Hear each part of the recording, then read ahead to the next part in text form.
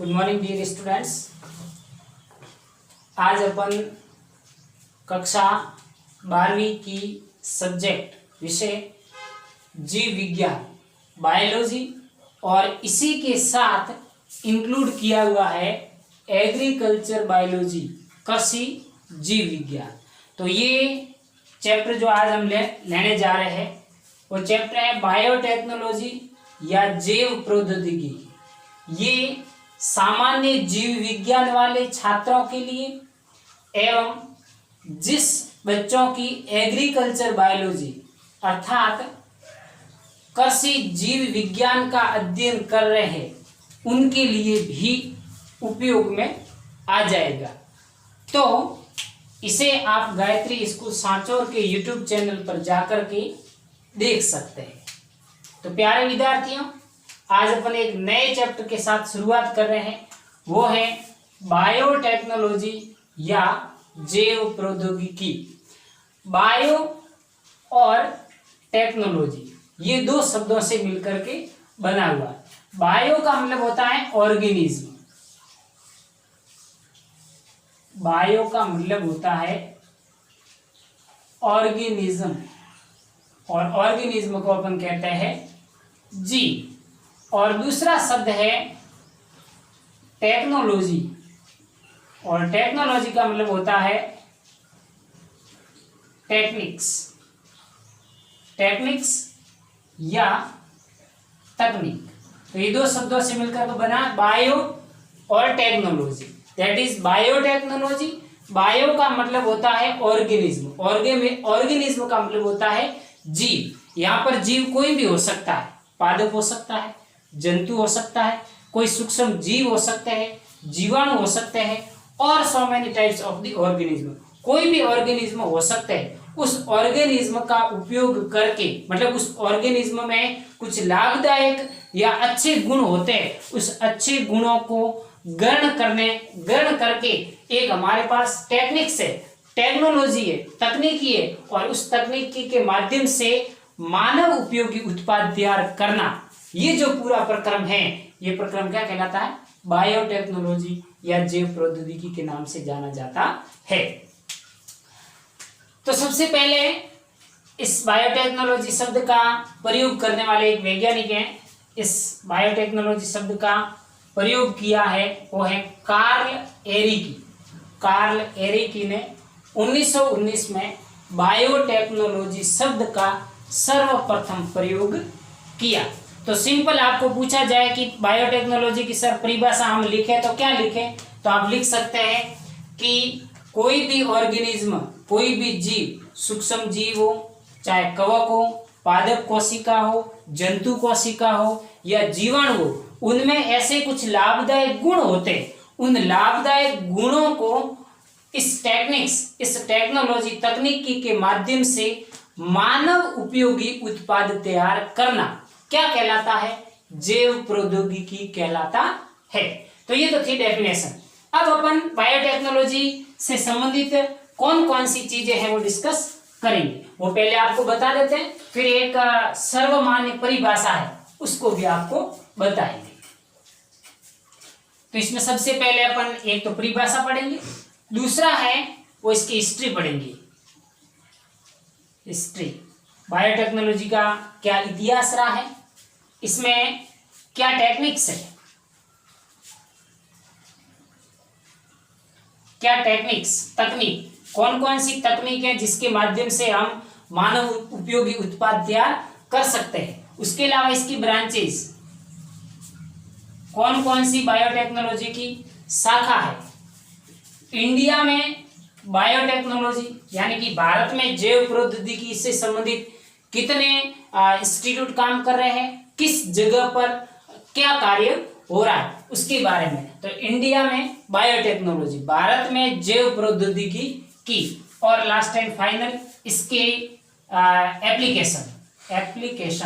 Application का मतलब है अनुप्रयोग, यानी कि इस जैव प्रौद्योगिकी के माध्यम से अपन कृषि के क्षेत्र में, इसके अलावा मेडिकल डिपार्टमेंट में और पर्यावरण से संबंधित जितनी भी चीजें हैं उसको प्योरिफिकेशन इत्यादि करने में काम आता है। तो definition, history, techniques, branches and biotechnology of the India. Bharat में जैव प्रौद्योगिकी का वर्तमान में क्या स्कोप है और कौन कौन से इंस्टीट्यूट है वो भारत में कार्यरत है, कौन कौन सी यूनिवर्सिटीज है उसके बारे में बताएंगे, और एप्लीकेशन या अनुप्रयोग यानी कि इस जैव प्रौद्योगिकी के माध्यम से अपन कौन कौन से मानव उपयोगी प्रोडक्ट है वो तैयार कर सकते हैं। तो आइए बच्चों, सबसे पहले आपको हम अध्ययन करवाएंगे आज, वो करवाएंगे इसका परिभाषा का। तो एक तो पहले मैं बता दी सिंपल, वो आप बायोटेक्नोलॉजी के टर्मिनोलॉजी के हिसाब से भी बता सकते हैं, और दूसरी परिभाषा है वो बहुत ही इंपॉर्टेंट और मोस्ट इंपॉर्टेंट, वो है यूरोपियन फाउंडेशन ऑफ बायोटेक्नोलॉजी के अनुसार, यूरोपियन फाउंडेशन ऑफ बायोटेक्नोलॉजी के अनुसार बायोटेक्नोलॉजी जैव प्रौद्योगिकी की परिभाषा क्या है समझते हैं। सूक्ष्म जीवों, संवर्धित ऊतक, कोशिकाओं व उनके अंगों की क्षमताओं की प्रौद्योगिकी की अनुप्रयोग यानी कि एप्लीकेशन के हिसाब से क्या कर रहे हैं, बात कर रहे हैं, को प्राप्त करने के लिए बायोकेमिकल ऐसे कुछ जैव रसायन निर्मित करके सूक्ष्म जीव विज्ञान, माइक्रोबायोलॉजी एंड जेनेटिक इंजीनियरिंग, अभियांत्रिकी, आनुवंशिक अभियांत्रिकी को सम्मिलित रूप से उपयोग में लेकर के मानव उपयोगी ऐसे उत्पाद तैयार करने की जो टेक्निक्स हैं या जो ब्रांचेस हैं उसको अपन कहते हैं जैव प्रौद्योगिकी। तो आपको किसी भी व्यक्ति विशेष के द्वारा या किसी इंस्टीट्यूट या संस्थान के द्वारा दी गई परिभाषा है वो आपको एज इट इज क्या करनी है, याद करनी है। तो ये बोर्ड के ऊपर लिखे हुए हैं, जब भी आप देखें इसका स्क्रीनशॉट लेकर के अपनी कॉपी में नोट कर लें। फॉर एग्जाम्पल, जैसे कि बायोटेक्नोलॉजी की परिभाषा के हिसाब से अपन कहें तो कि मानव उपयोगी उत्पाद सर इस टेक्निक्स या इस ब्रांच के माध्यम से कैसे की जाती है, तो वो है कि आपने सिंपल सा सबने पढ़ा होगा कि किण्वन फ्रेगमेंटेशन की क्रिया के द्वारा अल्कोहल का उत्पादन करना। तो फ्रेगमेंटेशन की क्रिया सूक्ष्म जीवों से होती है, किससे होती है, सूक्ष्म जीव। तो सूक्ष्म जीव एक आपका क्या है, ऑर्गेनिज्म, बायो ऑर्गेनिज्म जीव है, और उस जीव के किण्वन की क्रिया के माध्यम से अल्कोहल बनाना, ये बहुत ही ट्रेडिशनल ट्रेंड है, मतलब परंपरागत तरीके से चला आ रहा है। दूसरा, ऐसे कुछ जीवाणु हैं जो दूध को दही में परिवर्तित करते हैं, जैसे LAB लैक्टोबैसिलस जीवाणु, तो ये भी लाभदायक हो गया कि दूध को दही में परिवर्तित कर दिया। तो ये भी traditional techniques for the biotechnology, परंपरागत तरीके से जो चला आ रहा है। अब वर्तमान में दूसरा क्या है, एक जीवाणु है क्लोस्ट्रिडियम एसिटोब्यूटाइलिकम, एक जीवाणु है, उस जीवाणु से अभी बताया ना आपको बायोकेमिकल या जैव रसायन, उससे ब्यूटेनॉल प्राप्त किया जाता है। तो ये एक जीवाणु है, एक जीव है, और इस जीव में ये लाभदायक रसायन पाया जा रहा है ब्यूटेनॉल, जो केमिस्ट्री की लैब में इत्यादि में प्रैक्टिकल पर्पज से क्या आता है, काम आता है। तो इसको प्राप्त करना है तो हमें इस जीवाणु को इनसाइड द लेबोरेटरी कंडीशन संवर्धित करवा करके इनको अपने वो ले सकते हैं। दूसरा है पेनिसिलियम नोटेटम, एक प्रकार का क्या है भाई, कवक है, फंगस है, फंजाई है, और इस पेनिसिलियम नोटेटम इस कवक से पेनिसिलिन प्रकार की एक प्रतिजैविक एंटीबायोटिक्स को क्या किया जाता है, निर्मित किया जाता है, जो विभिन्न प्रकार की मलेरिया के उपचार इत्यादि में काम में लिया जाता है। तो ये हमारे लिए क्या होगी, लाभदायक होगी। इन एग्जाम्पलों की सहायता से अपन समझ सकते हैं कि इन सूक्ष्म जीवों का उपयोग करके इन तकनीक के द्वारा ऐसे मानव उपयोगी उत्पाद तैयार किए जा सकते हैं। ये है आपकी बायोटेक्नोलॉजी या जैव प्रौद्योगिकी।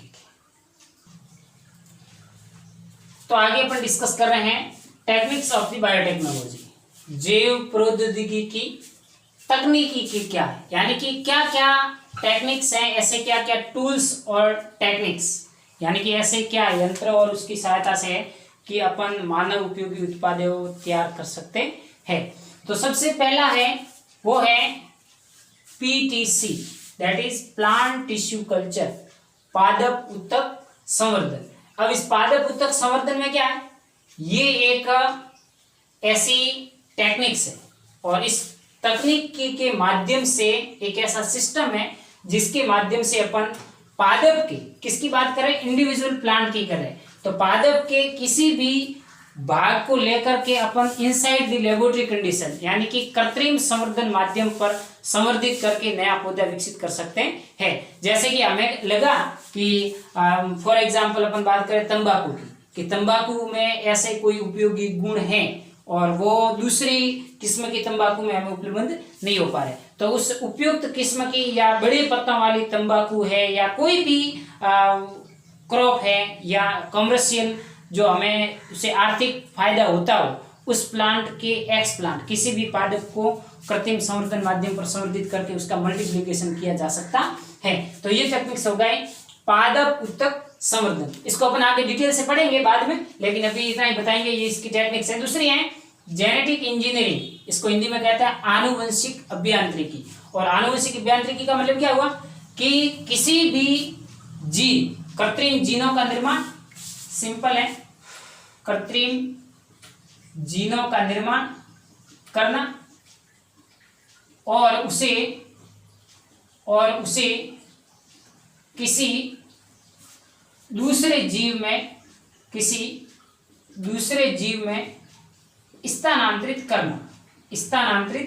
करना। यानी कि अब जैसे कि बीटी के पास आपने एक नाम सुना होगा, BT cotton, BT that is Bacillus thuringiensis, और कॉटन का मतलब पादप। अब बीटी क्या है? जीवाणु। बीटी क्या है? जीवाणु। और कॉटन क्या है? पादप। तो इस कॉटन के अंदर बीटी जीवाणु के उपयोगी जीनों को है वो यहां से हटा करके इसके अंदर क्या किया गया? स्थानांतरित किया गया, ताकि उसमें जो कीट प्रतिरोधक किस्म को क्या किया जा सकता है? विकसित किया जा सकता है। तो ये अगेन एग्रीकल्चर उपयोगी, मतलब कृषि के क्षेत्र में उपयोगी हो गया। तो ये ऐसा कैसा अपन प्लांट में कर सकते हैं, जीनों में हेरफेर करना, बदलना, और दूसरे जीवों में इसको स्थानांतरित करने का जो अध्ययन जिस शाखा में किया जाता है वो आपकी जेनेटिक इंजीनियरिंग, आनुवंशिक अभियांत्रिकी। जो प्लांट के लिए करेंगे तो प्लांट जेनेटिक इंजीनियरिंग, पादप के लिए करेंगे तो एनिमल के लिए, जंतुओं के लिए करेंगे तो वो हो जाएगी आपकी animal genetic engineering. Third technique है रिकॉम्बिनेंट डीएनए टेक्नोलॉजी, यानी कि पुनर्योगंजन डीएनए तकनीक, या इसको कहते हैं आरडीटी, रिकॉम्बिनेंट डीएनए टेक्नोलॉजी। इसके अलग अलग स्टेप है, चरण है, वो अपन बाद में बताएंगे। रिकॉम्बिनेशन का मतलब दूसरे जीवों में दूसरे जीन को ऐड करना, हेरफेर बदल करके एडिटिंग करना, फिर उसमें उपयोगी जीन को जोड़ने की जो टेक्निक्स है वो है आपकी आरडीटी। दूसरा प्रोडक्शन ऑफ मोनोक्लोनल एंटीबॉडी, प्रतिरक्षियों का निर्माण करना। Embryo transfer for the animal, यानी कि जंतुओं में भ्रूण का स्थानांतरण करने का अध्ययन, और इसी एम्ब्रियो ट्रांसफर इन एनिमल के माध्यम से वैज्ञानिकों ने इसी टेक्निक्स को अप्लाई करके डोली भेड़ जो है उसको है निर्मित करने का क्या किया? डोली भेड़ का जो क्लोन किया गया वो इस विधि के द्वारा है निर्मित किया गया। और दूसरा है DNA technology, nano technology. Nano का मतलब होता है बहुत ही कम मात्रा में, और ऐसी टेक्निक्स है जिसके माध्यम से कृषि के क्षेत्र में है वो इसके माध्यम से बहुत सारे जीनों को हेरफेर करके खाद्यान्न उत्पादन करना, या मक्का जैसे उसमें कम एरिया में अधिक से अधिक संख्या में उसका प्रोडक्शन लेना। तो ये सब टेक्निक्स हैं बायोटेक्नोलॉजी की। इस तकनीक के माध्यम से अपन है वो उपयोगी जीनों को दूसरे जीव में स्थानांतरित करके मानव उपयोगी उत्पाद है वो तैयार किया जा सकता है। अब आगे अपन इसके बारे में, इसका हिस्ट्री है, ब्रांचेस कौन कौन सी है, कौन से पार्ट है, वो आगे डिस्कस करेंगे। इससे पहले आप इसके चैनल को सब्सक्राइब करके ज़्यादा से ज़्यादा देखने की कोशिश करें।